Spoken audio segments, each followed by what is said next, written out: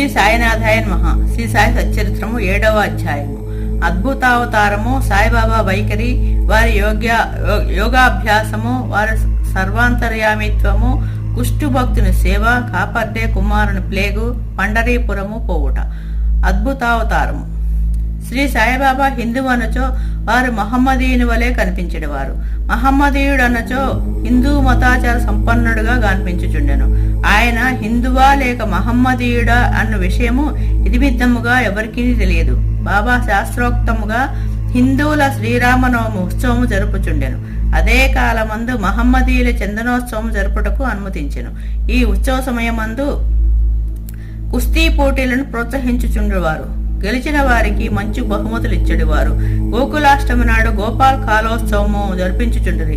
ఈదుల్ ఫితర్ పండుగ నాడు మహమ్మదీయులచే మసీదులో నమాజు చేయుచుండేవారు. మొహరం పండుగకు కొంతమంది మహమ్మదీయులు మసీదులో తాజియా లేక తాబూతు నిలిపి కొన్ని దినములు దాని నుంచి పిమ్మట గ్రామంలో నూరేగించదమనిరి. 4 దినముల వరకు మసీదులో తాబూతు ఉంచుటకు బాబా సమ్మతించి 5వ నాడు నిస్సంకోచముగా దానిని తామే తీసివేసిరి. బాబా మహమ్మదీయులన్నచో హిందువులకు వలె వారి చెవులు కుట్టబడి ఉండెను. వారు హిందువులన్నచో సుంతీని ప్రోత్సహించెడువారు. బాబా హిందువు అనచో మసీదు నందేలా ఉండును, మహమ్మదీయుడనచో దునియని అగ్నిహోత్రము నేల వెలిగించి ఉండివారు. అదే కాక తిరగలితో విసురుట, శంఖమూతుట, గంట వాయించుట, హోమము చేయుట, భజన, అన్న సంతర్పణ, అర్ఘ్యపాధ్యాతులతో పూజలు మొదలగు మహమ్మదీయ మతమునకు అంగీకారము గాని విషయములు గాని మసీదులో జరుగుచుండెను. వారు మహమ్మదీయులైనచో కర్మిష్ఠులకు సనాతనాచార పరాయణులైన బ్రాహ్మణులు వారి పాదములపై సాష్టాంగ నమస్కారములు ఎట్లు చేయుచుండెడు. వారే తెగవారని అడగబోయినా వారెల్లరూ వారిని సందర్శించిన వారే వెంటనే మూగలగుచు పరవశించుచుండరి. అందుచే సాయిబాబా హిందువో మహమ్మదీయుడో ఎవరినూ సరిగా నిర్ణయించలేకుండరి. ఇది ఒక వింత కాదు. ఎవరైతే సర్వమును త్యజించి భగవంతుని సర్వస్య శరణాగతి అనుసరించెదరో వారు దేవునితో ఐక్యమైపోయేదరు. వారికి దేనితో సంబంధము గాని భేదభావము గాని ఉండదు. వారికి జాతి మతములతో నెట్టి సంబంధము లేదు. సాయిబాబా అట్టివారు. వారికి జాతులందు వ్యక్తులందరూ భేదము కాన్పించకుండెను. ఫకీరులతో కలిసి బాబా మాంసములు భుజించుచుండెను. వారి భోజన పళ్ళెంలో కుక్కలు మూతి పెట్టినను సణుగువారు కాదు. శ్రీ సాయి అవతారము విశిష్టమైనది, అద్భుతమైనది. ఆ పూర్వ సుకృతముచే వారి పాదముల చెంత కూర్చుని భాగ్యము లభించినది. వారి సాంగత్యము లభించిన అదృష్టము. వారి సన్నిధిలో నాకు కలిగిన ఆనందోల్లాసములు చెప్పనలవి కానివి. సాయిబాబా నిజంగా శుద్ధానంద చైతన్యమూర్తులు. నేను వారి గొప్పతనమును విశిష్టతను పూర్తిగా వర్ణింపలేను. ఎవరు వారి పాదములను నమ్మెదరో వారికి ఆత్మానుసంధానము కలుగును. సన్యాసులు, సాధకులు, ముముక్షువులు తదితరులు అనేక మంది సాయిబాబా వద్దకు వచ్చేవారు. బాబా వారితో కలిసి నవ్వుచూ సంభాషించుచు సంచరించుచున్నప్పటికీ వారి నాలుకపై అల్లా మాలిక్ అనే మాట ఎప్పుడూ నాట్యమాడుచుండేది. వారికి వాద వివాదములు గాని చర్చలు గాని ఇష్టము లేదు. అప్పుడప్పుడు కోపము వహించినప్పటికీ వారెల్లప్పుడూ శాంతముగాను సంయమనుతోనూ ఉండేవారు. ఎల్లప్పుడూ పరిపూర్ణ వేదాంత తత్వమును బోధించుచుండువారు. ఆఖరి వరకు బాబా ఎవరికీ తెలియనే లేదు. వారు ప్రభువులను భిక్షుకులను ఒకే రీతిగా ఆదరించిరి. అందరి అంతరంగములందు గల రహస్యములన్నీ బాబా ఎరింగడివారు. బాబా ఆ రహస్యములను వెలుగుచ్చగానే అందరూ ఆశ్చర్యమగ్నులగుచుండరి. వారు సర్వజ్ఞులైనప్పటికీ ఏమీ తెలియని వాని వలె నటించుచుండరి. సన్మానములన్నచో వారికి ఏమాత్రమూ ఇష్టము లేదు. సాయిబాబా నైజమట్టిది. మానవ దేహంతో సంచరించుచున్నప్పటికీ వారి చర్యలను చూడ వారు సాక్షాత్తు భగవంతుడనియే చెప్పవలెను. వారిని చూచిన వారందరూ వారు షిరిడీలో వెలిసిన భగవంతుడనియే అనుకొనిచుండ్రి. వట్టి మూర్ఖుడనైన నేను బాబా మహిమలను ఎట్లు వర్ణించగలను? సాయిబాబా వైఖరి. షిరిడీ గ్రామంలో ఉన్న శని, గణపతి, పార్వతి, శంకర, గ్రామ దేవత మారుతి మొదలగు దేవాలయములన్నిటినీ తాంత్యపాటీల ద్వారా బాబా మరమ్మతు చేయించెను. వారి దానగుణము ఎన్నదగినది. దక్షిణ రూపముగా వసూలైన పైకమునంతయో ఒక్కొక్కరికి రోజుకొక్కొంటికి 50, 20, 15 రూపాయల చొప్పున ఇచ్చ వచ్చినట్టు పంచిపెట్టేవారు. బాబాను దర్శించిన మాత్రమున ప్రజలు శుభములు పొందేవారు. రోగులు ఆరోగ్యవంతులగుచుండ్రి, దుర్మార్గులు సన్మార్గులుగా మారుచుండ్రి, కుష్టివారు కూడా రోగ విముక్తులగుచుండ్రి, అనేకులకు కోరికలు నెరవేర్చుచుండెను. ఎటువంటి మందులు పసరలతో పని లేకుండా గుడ్డివారికి దృష్టి వచ్చుచుండెను, కుంటివారికి కాళ్ళు వచ్చుచుండెను. అంతులేని బాబా గొప్పతనమును పారమును ఎవరనూ కనుగొనకుండరి. వారి కీర్తి నలుమూలలా వ్యాపించెను. అన్ని దేశముల నుండి భక్తులు షిరిడీకి తండోపతండాలుగా రాసాగిరి. బాబా ఎల్లప్పుడూ దునికెదురుగా ధ్యానమగ్నులై కూర్చుండేవారు. ఒక్కొక్కప్పుడు మలమూత్ర విసర్జన కూడా అక్కడే చేసేవారు. ఒక్కొక్కప్పుడు స్నానం చేసేవారు, మరొకప్పుడు స్నానం లేకుండానే ఉండేవారు. తొలి దినములలో బాబా తెల్లటి తలపాగా శుభ్రమైన దోవతి చొక్కా ధరించేవారు. మొదటి రోజులలో వారు వైద్యం చేసేవారు. గ్రామంలో రోగులను పరీక్షించి ఔషధములు ఇచ్చేటివారు. వారి చేతితో ఇచ్చిన మందులు అద్భుతముగా పనిచేయుచుండెడివి. వారు గొప్ప హకీం అని పేరు వచ్చెను. హకీం అంటే వైద్యుడు. ఈ సందర్భమున ఒక ఆసక్తికరమైన సంఘటనను చెప్పవలెను. ఒక భక్తునికి కండ్లు వాచి మిక్కిలి ఎర్రబడెను. షిరిడీలో వైద్యుడు దొరకలేదు. ఇతర భక్తులు అతనిని బాబా వద్దకు కొనిపోయేది. సామాన్యముగా అట్టి రోగులకు అంజనములు, ఆవు పాలు, కర్పూరంతో చేసిన ఔషధములు వైద్యులు ఉపయోగించదు. కానీ బాబా చేసిన చికిత్స విలక్షణమైనది.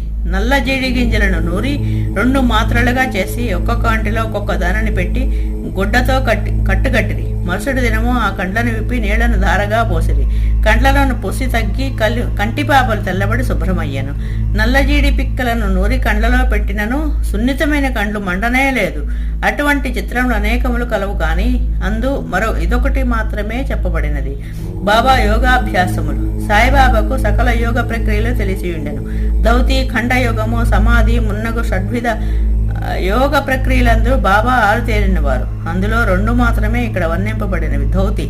మసీదుకు చాలా దూరంలో ఒక మర్రి చెట్టు కలదు. అక్కడ ఒక బావి కలదు. ప్రతి 3 రోజులకు ఒకసారి బాబా చెట్టుకు పోయి ముఖ ప్రక్షాళనము స్నానము చేయుచుండెను. ఆ సమయంలో బాబా తన ప్రేవులను బయటికి వెడలకక్కి వాటిని నీటితో శుభ్రపరిచి ప్రక్కకున్న నేరేడు చెట్టుపై అరవేట షిరిడీలోని కొందరు కండ్లారా చూసి చెప్పిరి. మామూలుగా ధౌతి అనగా 3 అంగుళముల వెడల్పు, 22.5 అడుగుల పొడవు గల గుడ్డను మింగి కడుపులో అరగంట వరకు ఉండనిచ్చి పిమ్మట తీసేదారు. కానీ బాబా చేసిన ధౌతి చాలా విశిష్టము, అసాధారణమైనది.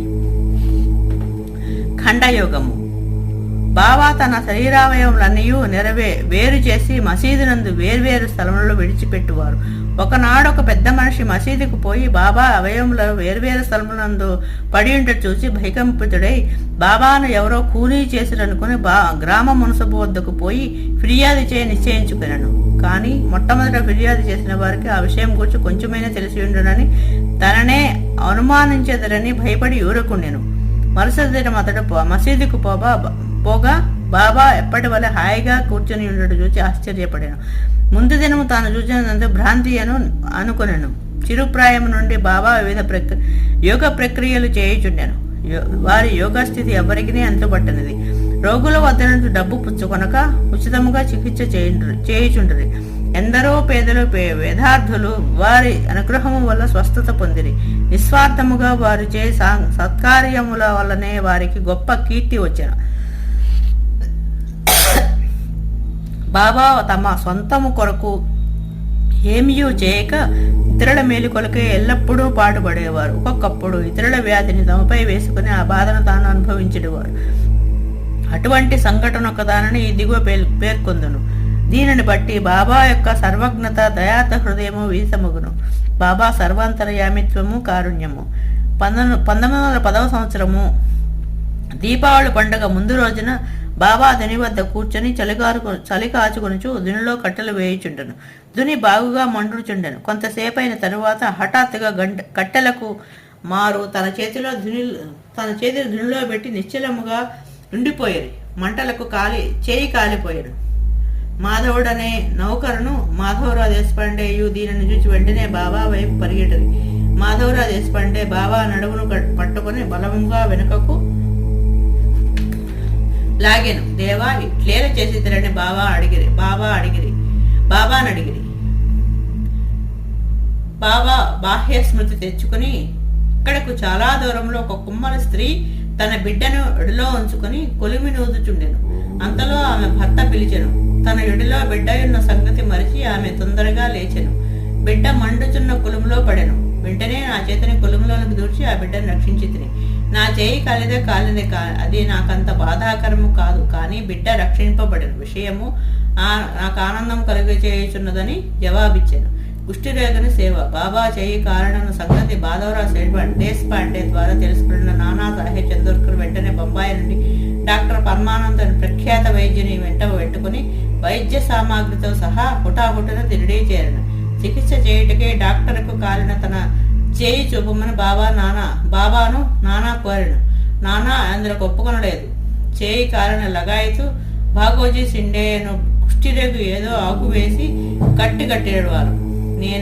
నానా ఎంత వేడినను బాబా డాక్టర్ గారిచే చికిత్స పొందుటకు సమ్మతింపలేదు. డాక్టర్ గారు కూడా అనేక సార్లు వేడుకునేది. అల్లాయే తన వైద్యుడని తనకేమాత్రం బాధ లేదని చెప్పుచు ఎటులో డాక్టర్ చే చికిత్స చేయించుకున్నట్టుకు దాటవేయుచుండెను.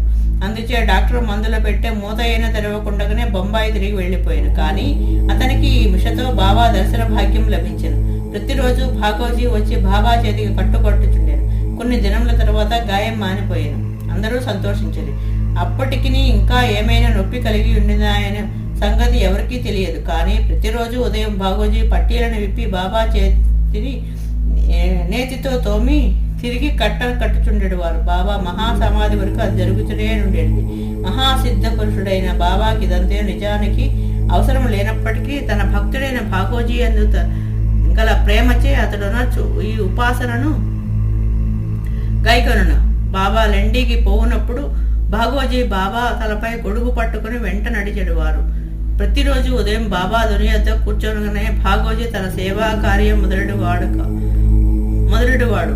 భాగోజీ గత జన్మయందు చేసిన పాప ఫలితముగా ఈ జన్మమున కుష్ఠరోగముచే బాధపడుచుండెను. వాని వ్రేళ్లు తుడుచుకొని పోయి ఉండెను. వాని శరీరమంతయు చీముకారుచు దుర్వాసన కొట్టుచుండెను.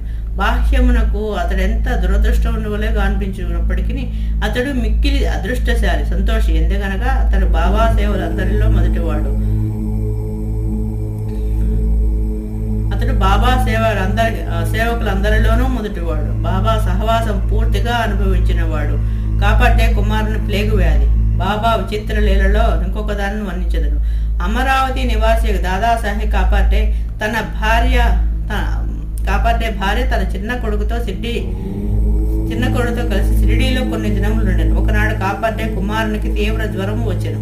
అది ప్లేగు జ్వరము క్రింద మారెను. తల్లి మిక్కిలి భయపడెను. షిరిడీ విడిచి అమరావతి పోవాలనుకో సాయంకాలం బాబా బూటివాడ వద్దకు వచ్చుచున్నప్పుడు వారిని సెలవు అడగబోయి గద్గద కంఠంతో తన చిన్న కొడుకు ప్లేగుతో పడి ఉన్నాడని బాబాకు చెప్పాను. బాబా ఆమెతో దయతో మృదువుగా నెట్లన్నాడు. ప్రస్తుతము ఆకాశం మబ్బుబట్టి ఉన్నది. కొద్దిసేపట్లో మబ్బులన్నీ చెదిరిపోయి ఆకాశం నిర్మలమవును. అట్ల నుంచి బాబా కఫ్నీని పైకెత్తి చంకలో కోడగుడ్డంత పరిమాణము గల 4 ప్రేగు పొక్కులను చూపుచు, నా భక్తుల కొరకు నేనెట్లు బాధపడదనో చూడుడు. వారి కష్టములన్నయూ నావే. ఈ మహా అద్భుతాలను చూచిన జనులు మహాత్ములు తమ భక్తుల బాధలు తామే ఎట్లు స్వీకరించరు అనే విషయము స్పష్టమయ్యారు. మహాత్ముల మనసు మైనము కన్నా మెత్తనిది, వెన్నవలే మృదువైనది. వారు భక్తులను ప్రత్యుపకారం ఏమీయూ ఆశించక ప్రేమించెదరు. భక్తులను తన స్వజనులుగా భావించెదరు. బాబా పంటరి ప్రయాణం. సాయిబాబా తన భక్తులను ఎట్లు ప్రేమించుచుండెనో వారి కోరికలను అవసరములో ఎట్లు గ్రహించుచుండెను అని కథ చెప్పి ఈ అధ్యాయం ముగించెదను. సాయిబాబా చందోర్కర్ బాబాకు గొప్ప భక్తుడు. అతడు ఖాందేశ్లోని నందూర్బార్లో మామల్తాదారుగా నుండెను. అతనికి పండరీపురమునకు బదిలీ అయ్యను. సాయిబాబా యందు అతనికి గల భక్తి అను ఫలమానాటికి పండెను. పండరీపురమున భూలోక వైకుంఠం అనేదడు. అట్టి స్థలమునకు బదిలీ అగుటచే అతడు గొప్ప ధన్యుడు నానాసాహెబ్ వెంటనే పండరీ పోయి ఉద్యోగంలో ప్రవేశించవలసి ఉండెను. షిరిడీలో ఎవరికి ఉత్తరం వ్రాయక హుటాహుటిన పండరికి ప్రయాణమయ్యాను. ముందుగా షిరిడీకి పోయి తన విఠోబాయగు బాబాను దర్శించి ఆ తరువాత పండరికి పోవాలనుకున్నాను. నానాసాహెబ్ షిరిడీకి వచ్చు సంగతి ఎవరికీ తెలియదు. కానీ బాబా సర్వజ్ఞుడొకటిచే గ్రహించాను. నానాసాహెబ్ నేమ్గాం చేరేసరికి షిరిడీ మసీదులో కలకలము రేగాను. బాబా మసీదులో కూర్చుని మహాల్సాపతి అప్పా సెండే కాశీరాములతో మాట్లాడుచుండను. హఠాత్తుగా బాబా వరద ఇట్లనేను, మనం నలుగురము కలిసి భోజనం చేసేదను. పంటలై ద్వారము తెరిచినారు కనుక ఆనందముగా పాడదము. రెండు అందరూ కలిసి పాడదొడంగిరి. ఆ పాట యొక్క భావం ఏమను, నేను పండరీ పోవలను, నేను అక్కడనే నివసించవలను, ఎందుకనగా అదే నా ప్రభువు యొక్క ధావము. అట్లు బాబా పాడుచున్నాను. భక్తులందరూ బాబాను అనుకరించరి. కొద్దిసేపటికి నానాసాహెబ్ కుటుంబ సమేతముగా వచ్చి బాబా తమ పాదములకు సాష్టాంగ నమస్కారం చేసి తనకు పండరీపురం బదిలీ అయినదని, బాబా కూడా వారితో పండరీపురము వచ్చి అక్కడ ఉండవలసిందని వేడుకొనెను. అటుల బతిమాలుటకు అవసరం లేకుండాను. ఏలన బాబా అప్పటికే పండరీ పోవలను అతడు నుండవలన భావమును వెలుబుచ్చుచుండెను అని తక్కిన భక్తులు చెప్పి అది విని నానా మనసు కరిగి బాబా పాదములపై పడెను. బాబా యొక్క ఊది ప్రసాదమును ఆశీర్వాదమును అనుజ్ఞను పొంది నానాసాహెబ్ పండరీకి పోయెను. అట్టి బాబా లీలలకు అంతులేదు. 7వ అధ్యాయం సంపూర్ణము. సద్గురు శ్రీ సాయినాథార్పణమస్తు. శుభం భవతు.